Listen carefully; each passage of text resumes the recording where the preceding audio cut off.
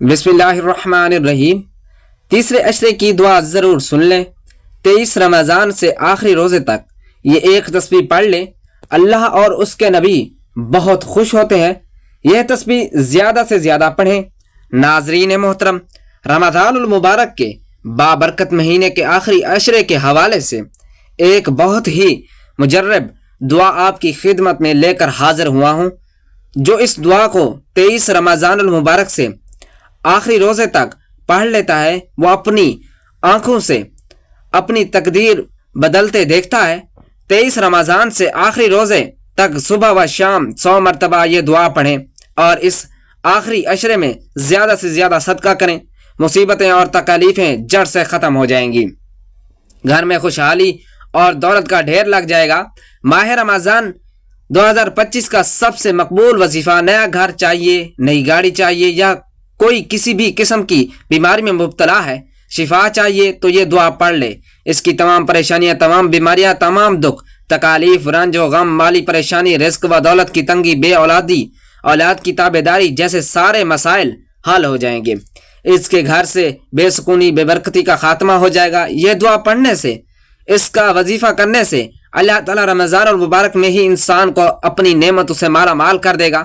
وہ خود حیران رہ جائے گا کہ اتنا مال و دولت کیسے آ گیا۔ یہ ایسا بابرکت مہینہ ہے کہ اس کا اول حصہ رحمت، درمیانی حصہ مغفرت اور آخری جہنم کی آگ سے آزادی کا ہے۔ جو شخص اس میں اپنا غلام پر نوکری کے بوجھ کو ہلکا کر دے گا، اللہ تعالیٰ اس کی مغفرت فرما دے گا اور آگ سے آزادی فرمائے گا۔ اس مہینے میں 4 چیزوں کی کثرت کیا کرو، جن میں سے 2 چیزیں اللہ کی رضا کے لیے ہیں اور 2 چیزیں ایسی ہیں جن سے تمہیں سارا کام نہیں۔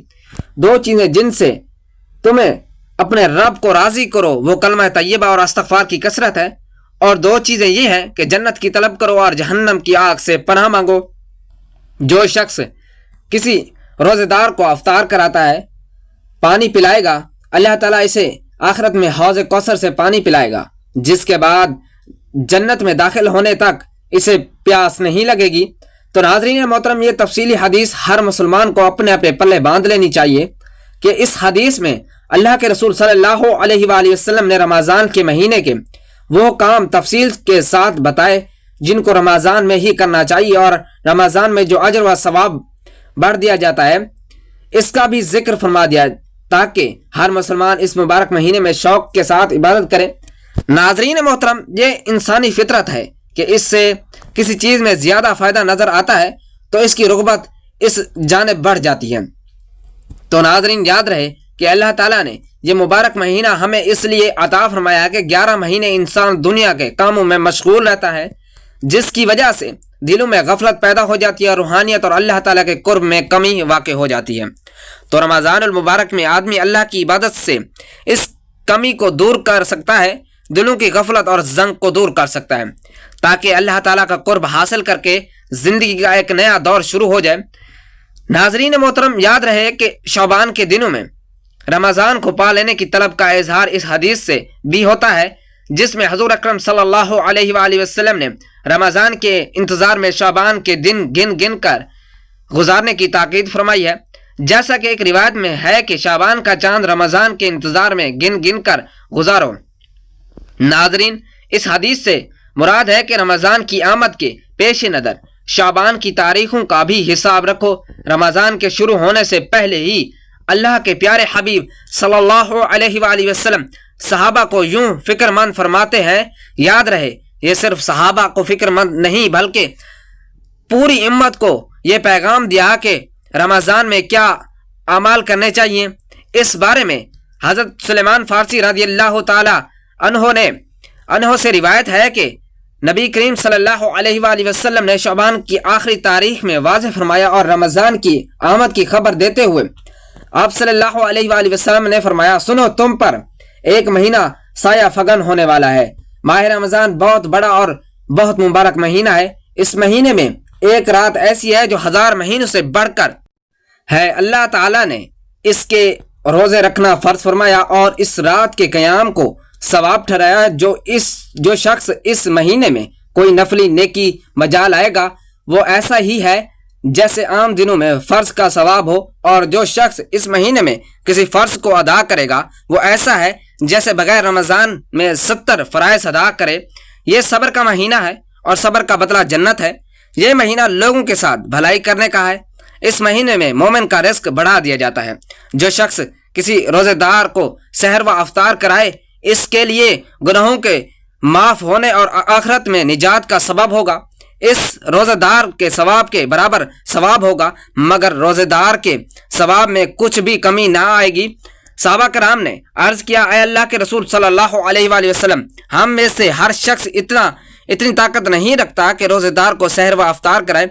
آپ صلی اللہ علیہ وآلہ وسلم نے فرمایا، یہ سوال پیٹ بھر کر کھلانے پر نہیں، اگر کوئی شخص ایک کھجور سے ہی افطار کرا دے یا ایک گھونٹ پانی یا ایک گھونٹ دودھ کو پلا دے تو اللہ اس پر بھی ثواب عطا فرمائے گا۔ ناظرین محترم، یہ جو مہینہ صبر کا مہینہ ہے اور صبر کا بدلہ جنت ہے، اس مہینے میں مومن کا رزق بڑھا دیا جاتا ہے۔ جو شخص کسی روزے دار کو افطار کرائے اس کے لیے گناہوں کی معافی اور آگ سے نجات کا سبب ہوگا، اور اسی روزے دار کے ثواب کے برابر اس کو ثواب ملے گا۔ رمضان مبارک کے اختتامی دن ہے۔ رحمت الہی کے اشتیاق میں رسول پاک صلی اللہ علیہ وآلہ وسلم کی طرف سے بڑھتے چلے جاتے ہیں۔ رمضان سے پہلے 2 ماہ آپ صلی اللہ علیہ وآلہ وسلم کے ہاں رمضان کا تذکرہ شروع ہو جاتا، جیسا کہ ایک روایت کے مطابق رسول اللہ صلی اللہ علیہ وآلہ وسلم رجب میں دعا فرماتے ہیں، اے اللہ ماہ رجب اور شعبان میں برکت نازل فرما اور ہمیں رمضان نصیب فرما۔ جب رسول پاک صلی اللہ علیہ وآلہ وسلم شعبان کے مہینے میں داخل ہوتے، یہ ذوق و شوق مزید بڑھ جاتا اور آپ اس مہینے کے شب و روز گویا رمضان جیسا رنگ اختیار کرتے۔ یاد رہے کہ شعبان کا مہینہ گزر گیا ہے، رمضان کا مہینہ بھی اپنے اختتامی مراحل میں ہے۔ جیسے ہی رمضان کا چاند نظر آتا ہے، رمضان کا مہینہ شروع ہو جاتا ہے۔ اس مہینے میں ہمارے پیارے آقا صلی اللہ علیہ وآلہ وسلم نے کون سے کام کرنے کی تاکید فرمائی ہے اور کس دعا کو پڑھنا چاہیے، اس کے حوالے سے آپ کو بتایا جا رہا ہے کہ اس کے لیے گزارش ہے کہ آپ ویڈیو کو لازمی دیکھیے، آخر تک دیکھیے، کیونکہ ہم آپ کو آج کی ویڈیو میں بتائیں گے کہ رمضان المبارک کے اختتامی دنوں کو کس طرح سے گزارتے ہوئے جہنم کی آگ سے نجات حاصل کی جائے، اور ساتھ میں آپ کو یہ بھی بتائیں گے کہ وہ کون سی مبارک دعا ہے جس کا آپ نے وظیفہ کرنا ہے، جس کی آپ نے تسبیح کرنی ہے، کہ جس کی 23 رمضان المبارک سے آخری روزے تک تسبیح کرنے سے اللہ تعالیٰ اس انسان سے بہت خوش ہوتا ہے، اس کو رحمتوں برکتوں سے مالا مال کرنے کے ساتھ ساتھ اس کی مغفرت فرما دیتا ہے اور اس کو جہنم کی آگ سے نجات فرما دیتا ہے۔ یہ عمل کرنے سے آپ کی ہر طرح کی تنگی بھی دور ہو جائے گی۔ تو رمضان المبارک کے آخری عشرے اور دعا کی مکمل تفصیلات جاننے کے لیے گزارش ہے کہ ویڈیو کو کاٹ کر سکپ کر کے مت دیکھیے گا، کیونکہ یہ بڑی رحمتوں اور برکتوں والا مہینہ ہے۔ اگر ان وظائف کو آپ کاٹ کر یا سکپ کر کے دیکھا تو یہ موقع سال بعد آنا ہے، پھر پورا سال رہے گا۔ بہتر ہے یہ ویڈیو کو ایک مرتبہ تسلی سے دیکھ کر ہر ایک بات کو، ایک نقطے کو سمجھ کر ہمارے بتائے گئے طریقے کے مطابق وظیفے پر عمل کیا جائے۔ ناظرین محترم، رمضان المبارک کو 3 عشروں میں تقسیم کیا گیا ہے، جس میں پہلا عشرہ رحمت کہلاتا ہے۔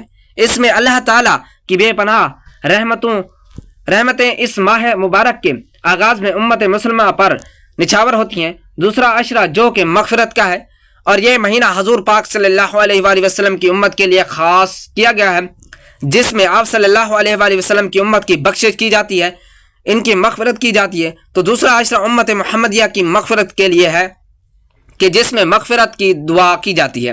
اور تیسرا عشرہ جہنم کی آگ سے نجات کا عشرہ کہلاتا ہے۔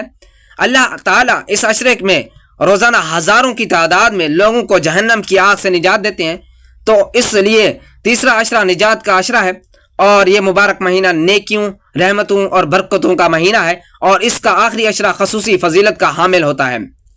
یہ عشرہ مغفرت اور جہنم سے نجات کا ذریعہ ہے، جس میں لیلۃ القدر جیسی بابرکت رات بھی آتی ہے۔ اس عشرے میں نبی کریم صلی اللہ علیہ وآلہ وسلم عبادت میں مزید اضافہ فرماتے تھے، اعتکاف بیٹھنے اور شب بیداری کرتے۔ رمضان المبارک کے اس عشرے کی بھی ایک خاص اہمیت اور فضیلت ہے، کیونکہ اس میں ایک ایسی رات ہے موجود ہے جو 1000 مہینوں سے بہتر ہے۔ جو بندہ اس رات کو پا لیتا ہے اور عبادت میں مشغول رہتا ہے، اللہ تعالیٰ کا اس بندے پر خاص کرم ہوتا ہے۔ اللہ تعالیٰ اس کے صغیرہ کبیرہ گناہوں کی بخشش فرما دیتا ہے، اس کی مغفرت کر دیتا ہے، اس کو جہنم کی آگ سے نجات عطا فرما دیتا ہے۔ جب انسان اس دنیا میں اللہ تعالیٰ کی عبادت کر کے خود کو بخشوا لیتا ہے تو پھر اس کے لیے دنیا اور آخرت کی ساری منزلیں آسان کر دی جاتی ہیں، اس کو قدم قدم پر کامیابی نصیب ہوتی ہے، دنیاوی اسباب کے حوالے سے اس کی ہر پریشانی دور کر دی جاتی ہے، اور اس کو آخرت میں بھی بہت زیادہ اجر و ثواب دیا جاتا ہے۔ رمضان المبارک کے آخری عشرے کی فضیلت اس وجہ سے بھی زیادہ ہے کہ اس عشرے میں قرآن مجید نازل ہوا، اور جس مبارک رات میں قرآن پاک نازل ہوا اس کی اہمیت اور فضیلت کے بارے میں قرآن مجید میں بھی ارشاد ہے، لیلۃ القدر، یعنی یہ رات 1000 مہینے سے بہتر ہے۔ اسی رات میں عبادت، ذکر، دعا اور توبہ کرنے والے کے گناہ معاف کیے جاتے ہیں۔ اس رات میں نبی کریم صلی اللہ علیہ وآلہ وسلم عبادت میں اضافہ فرما دیتے۔ حضرت عائشہ رضی اللہ تعالی عنہ فرماتی ہیں، جب رمضان کا آخری عشرہ آتا ہے تو نبی کریم صلی اللہ علیہ وآلہ وسلم راتوں کو جاگتے، اپنے گھر والوں کو بھی جگاتے اور عبادت میں مشغول ہو جاتے۔ نبی کریم صلی اللہ علیہ وآلہ وسلم رمضان کے آخری عشرے میں مسجد میں اعتکاف فرمایا کرتے تھے تاکہ اللہ کے قریب ہو سکے اور دنیاوی مشغولیات سے الگ ہو کر مکمل عبادت میں مصروف رہیں۔ یہ عشرہ گناہوں کی مغفرت کے حوالے سے بہت خاص ہے۔ اس عشرے میں اللہ تعالیٰ اپنے بندے کو بخشش عطا فرماتا ہے اور جہنم سے نجات دیتا ہے۔ یہی وجہ ہے کہ نبی کریم صلی اللہ علیہ وآلہ وسلم نے اس عشرے میں زیادہ سے زیادہ عبادت کرنے کی تلقین فرمائی۔ حضرت عائشہ رضی اللہ تعالی عنہا نے نبی کریم صلی اللہ علیہ وآلہ وسلم سے دریافت کیا کہ اگر میں لیلۃ القدر کو پا لوں تو کون سی دعا پڑھوں؟ نبی کریم صلی اللہ علیہ وآلہ وسلم نے فرمایا، اللہم انک عفو تحب العفو فاعف عنی، ترجمہ، اے اللہ تو معاف کرنے والا ہے، معاف کرنے کو پسند کرتا ہے، بس مجھے معاف فرما۔ یہ دعا اس عشرے میں کثرت سے پڑھنی چاہیے تاکہ اللہ تعالیٰ کی رحمت اور مغفرت حاصل ہو سکے۔ ناظرین محترم، اس عشرے میں نبی کریم صلی اللہ علیہ وآلہ وسلم کے بتائے ہوئے مختلف اذکار اور دعائیں پڑھنی چاہیے جو درج ذیل ہیں۔ نمبر 1، استغفار اور توبہ۔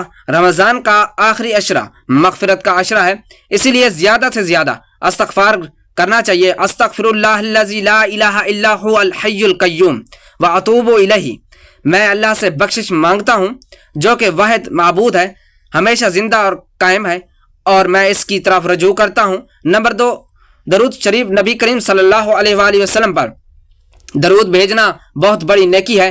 اللہم صلی علی محمد وعلی آل محمد کما صلیت علی ابراہیم وعلی آل ابراہیم انک حمید مجید، اللہم بارک علی محمد وعلی آل محمد کما بارکت علی ابراہیم وعلی آل ابراہیم انک حمید مجید۔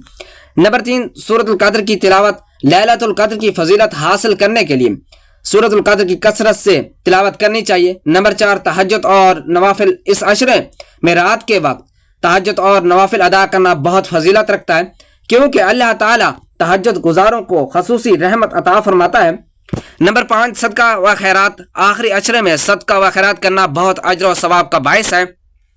نبی کریم صلی اللہ علیہ وآلہ وسلم خود بھی سخاوت میں بہت زیادہ اضافہ کر دیتے تھے۔ لیلۃ القدر کی رات کیسے گزاری جائے؟ لیلۃ القدر میں عبادت اور ذکر و اذکار زیادہ سے زیادہ کرنا چاہیے، اور ان عبادت اور ذکر و اذکار میں قرآن مجید کی تلاوت، استغفار اور درود شریف کی کثرت، نوافل کی ادائیگی، خصوصاً تہجد، دعا مانگنا، خصوصاً وہ دعائیں جو نبی کریم صلی اللہ علیہ وآلہ وسلم نے سکھائی ہیں، صدقہ و خیرات کرنا، ذکر اور اللہ کی حمد و ثنا میں مشغول رہنا، اور اس عشرے کی اس مبارک رات میں خصوصاً اعمال کرنا چاہیے۔ ان میں اعتکاف بہت زیادہ اجر و ثواب کا حامل ہے، تو اگر ممکن ہو آخری عشرے کا اعتکاف ضرور کرنا چاہیے۔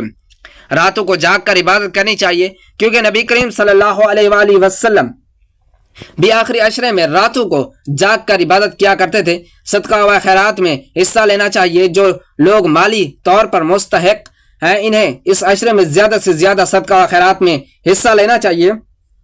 جتنا ممکن ہو سکے اس بابرکت عشرے میں قرآن مجید کی تلاوت کرنی چاہیے، اپنے اور پوری امت مسلمہ کی بھلائی و مغفرت اور جنت الفردوس کی دعا کرنی چاہیے، اپنے مرحومین کے لیے دعا و مغفرت کرنی چاہیے، ان کی بخشش کروانی چاہیے، کیونکہ یہ عشرہ رمضان المبارک کا آخری عشرہ ہے، بے پناہ برکتوں اور رحمتوں کا زمانہ ہے۔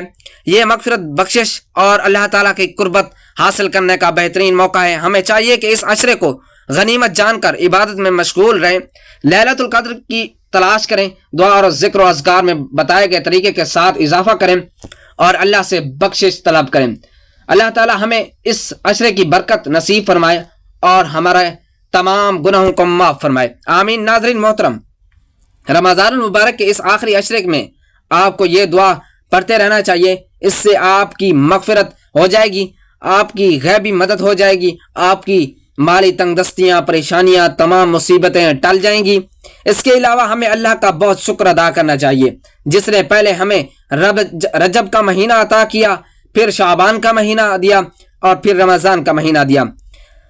اگر آپ رجب اور شعبان میں کوئی وظیفہ نہیں کر سکے اور رمضان المبارک کے پہلے 2 عشروں کو بھی لاپرواہی میں گزار دیا اور کوئی عمل نہیں کر سکے تو تیسرا عشرہ کی یہ دعا لازمی پڑھ لیں۔ 23 رمضان سے آخری رمضان تک اس دعا کو کثرت سے ورد کریں۔ اس کو پڑھنے والے سے اللہ تعالیٰ اور اس کے نبی پاک صلی اللہ علیہ وآلہ وسلم بہت خوش ہوتے ہیں، جس سے رب اور اس کا محبوب راضی ہو جائے، خوش ہو جائے، تو پھر اس انسان کی دنیا و آخرت دونوں سنور جاتی ہے۔ اب یہ عمل بتائے گئے طریقے سے پڑھ لیں، انشاءاللہ اس عمل کی برکت سے اللہ تعالیٰ آپ کو دنیا و آخرت میں سرفرازی عطا فرمائے گا، آپ کی ہر پریشانی کو دور کر دے گا، آپ کو قدم قدم پر کامیابی عطا فرمائے گا۔ یاد رکھیں، رمضان المبارک کا انتظار ہر مومن مسلمان کو ہوتا ہے، اور اس مہینے میں اللہ رب العزت رزق کو بڑھا دیتا ہے۔ یہ مشاہدہ ہے کہ عام دنوں میں ہمارے دسترخوان پر کتنی چیزیں نہیں ہوتی جتنی کہ رمضان کے مہینے میں سحری و افطاری کے وقت موجود ہوتی ہے۔ اس کی وجہ یہی ہے کہ اس مہینے میں اللہ رب العزت نے بہت زیادہ برکت رکھ دی ہے، اور اس مہینے میں نیکیوں کا ثواب بھی بڑھا دیا جاتا ہے اور گناہ بھی کم ہو جاتے ہیں۔ گناہ گار انسان بھی نیکی کی جانب دوڑ کے جاتے ہیں اور برائی کا راستہ چھوڑ دیتے ہیں۔ تو آپ نے رمضان مبارک کے اس آخری عشرے کی قدر کرتے ہوئے اپنے گناہوں کی بخشش کروانی ہے، اور اللہ اور اس کے نبی پاک صلی اللہ علیہ وآلہ وسلم کو یہ عمل کر کے راضی کر لینا ہے۔ یہ ایسا بابرکت عمل ہے کہ اس کی طاقت کا اندازہ آپ کو خود ہی ہو جائے گا۔ جو بندہ یہ عمل کرتا ہے تو وہ اتنا فیض پاتا ہے کہ اس کے تمام مسائل حل ہو جاتے ہیں۔ تو ناظرین محترم، وقت کی نزاکت کو مد نظر رکھتے ہوئے آپ کو عمل کا مکمل طریقہ کار بتاتا ہوں کہ آپ نے 23 رمضان المبارک سے آخری رمضان تک یعنی عشرہ نجات میں جو دعا ذکر کی ہے وہ کس طرح پڑھنی ہے، اور یہ تسبیح کس طرح پڑھنی ہے۔ آپ نے اس عمل کو کرنے کے لیے کوئی وقت اور جگہ مقرر کر لینی ہے، اور اس وقت آپ نے سب سے پہلے نبی کریم صلی اللہ علیہ وآلہ وسلم کی ذات اقدس پر درود پاک کا نذرانہ پیش کرنا ہے۔ ایک بار ثواب کے لیے میرے ساتھ بھی درود پاک پڑھ لیں۔ اللہم صلی علی محمد وعلی آل محمد کما صلیت علی ابراہیم وعلی آل ابراہیم انک حمید مجید۔ اللہم بارک علی محمد وعلی آل محمد کما بارکت علی ابراہیم وعلی آل ابراہیم انک حمید مجید۔ ناظرین محترم، درود پاک پڑھنے کے بعد آپ نے تیسرے عشرے کی دعا اللہم انک عفو تحب العفو فاعف عنی، ترجمہ اے اللہ تو معاف کرنے والا ہے، معاف کرنے کو پسند کرتا ہے، بس مجھے معاف فرما۔ اس کو کثرت سے پڑھنا ہے، جتنی آپ کی توفیق طاقت ہو آپ نے تیسرے عشرے میں اس کو زیادہ سے زیادہ پڑھنا ہے، اور اس کے علاوہ آپ جتنا چاہیں پڑھ لیں، لیکن جب یہ عمل کرنے کے لیے بیٹھے ہیں تو اس دعا کو آپ نے کم از کم 100 مرتبہ پڑھنا ہے، یعنی ایک مکمل تسبیح آپ نے اس دعا کی پڑھنی ہے۔ اور اس کے بعد ایک تسبیح آپ لوگوں نے یا رزاق اللہ الصمد یا رزاق اس کی مکمل تسبیح پڑھنی ہے۔ اس کے بعد اتنا ہی درود پاک پڑھنا ہے جتنا آپ نے وظیفے کے شروع کرنے سے پہلے پڑھا تھا۔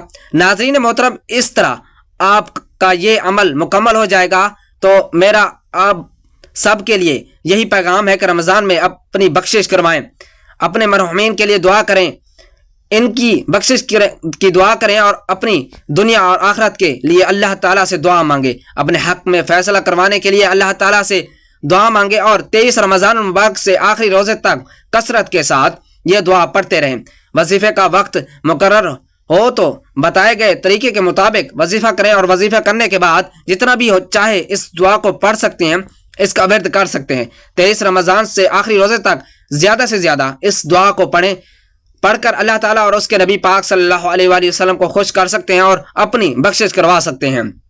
دعا کہ اللہ تعالیٰ ہم سب کو رمضان المبارک کے اس آخری عشرے میں تسبیحات، عبادات، ذکر و اذکار، لیلۃ القدر میں قیام کرنے کی طاقت اور توفیق عطا فرمائے، ہم سب کو نماز پنجگانہ باجماعت ادا کرنے کی توفیق عطا فرمائے، اور ہمارا خاتمہ ایمان پر فرمائے، آمین۔ ناظرین، ویڈیو اچھی لگے تو ویڈیو کو لائک کریں، شیئر کریں، چینل کو سبسکرائب کریں، اور کمنٹ باکس میں اللہ تعالیٰ کے 99 ناموں میں سے ایک نام ضرور ٹائپ کریں۔ اگلی ویڈیو تک کے لیے دیجیے اجازت، اللہ حافظ۔